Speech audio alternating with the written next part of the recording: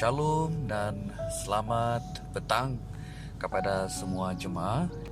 Syukur kepada Tuhan pada petang hari ini sekali lagi kita boleh melaksanakan kebaktian rumah tangga di rumah masing-masing.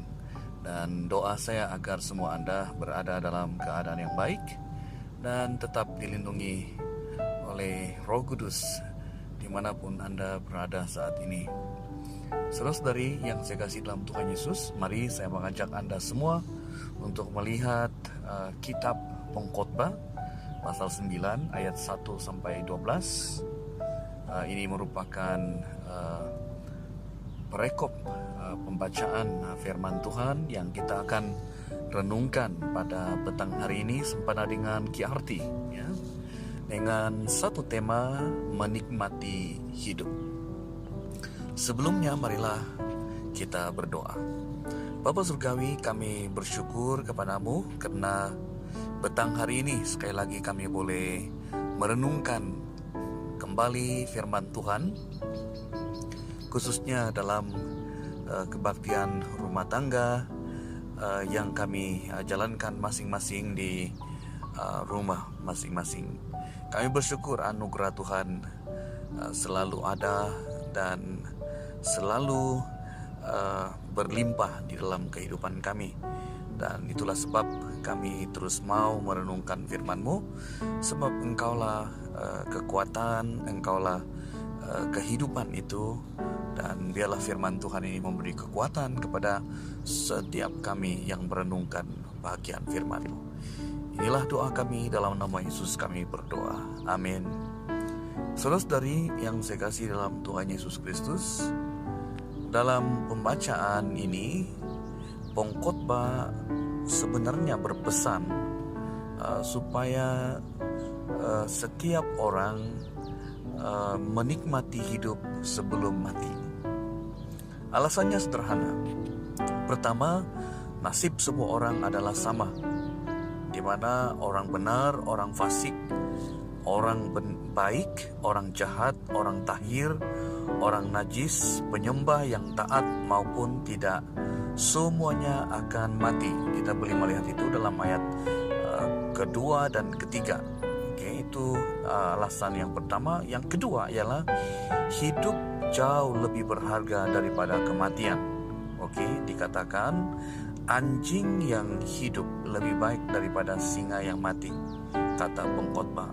Jadi hal itu menunjukkan bahwa sehebat apapun manusia, ia tidak akan ada artinya apabila sudah mati. Itu kita boleh melihat di dalam ayat yang keempat.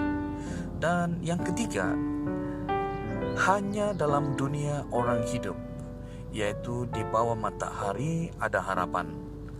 Jadi jangankan berharap, dalam dunia orang mati tidak ada pekerjaan, pertimbangan, pengetahuan, dan hikmat.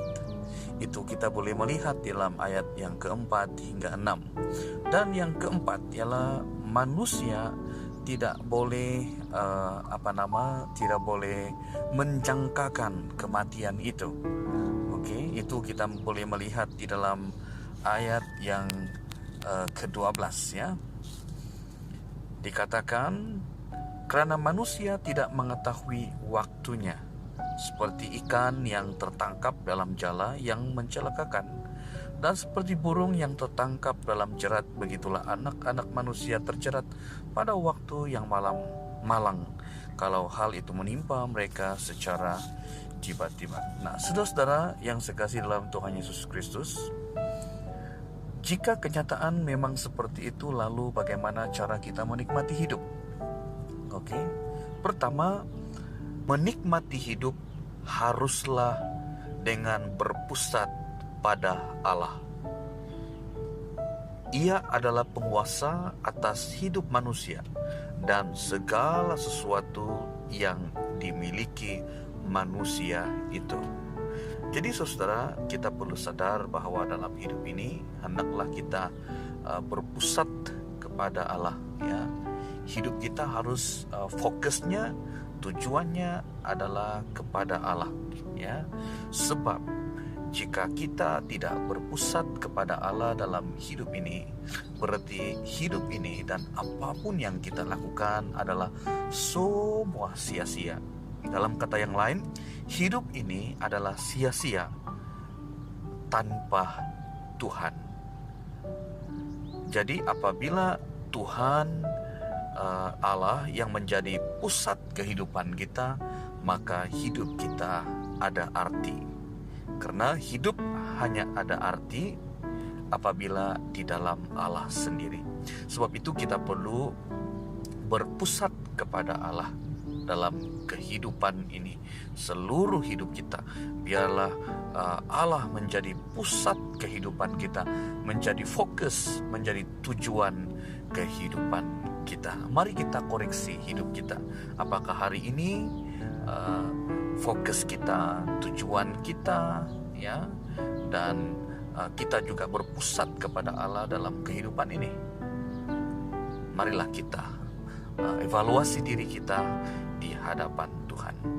Yang kedua, menikmati hidup harus dengan sukaria ataupun bersukacita.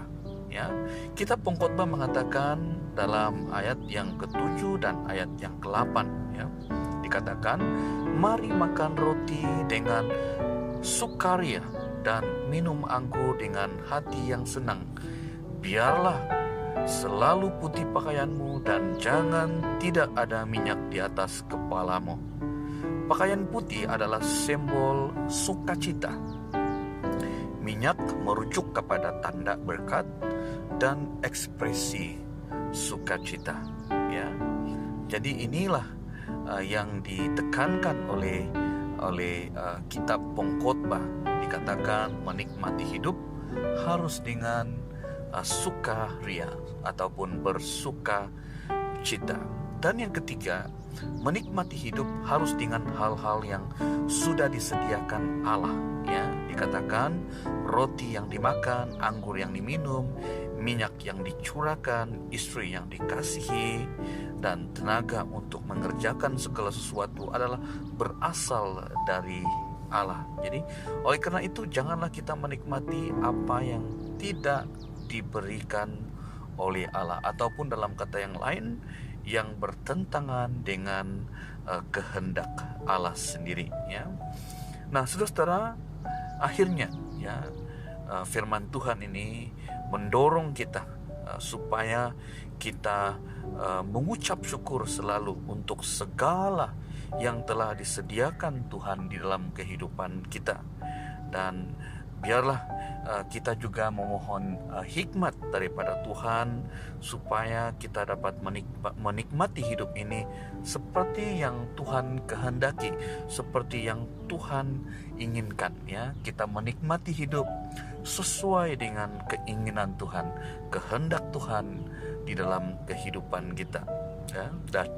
Dan kita pun perlu bersukaria ataupun bersukacita memuji namanya di dalam segala hal dalam seluruh kehidupan kita. Terima kasih, biarlah firman Tuhan ini memberkati kita semua. Amin.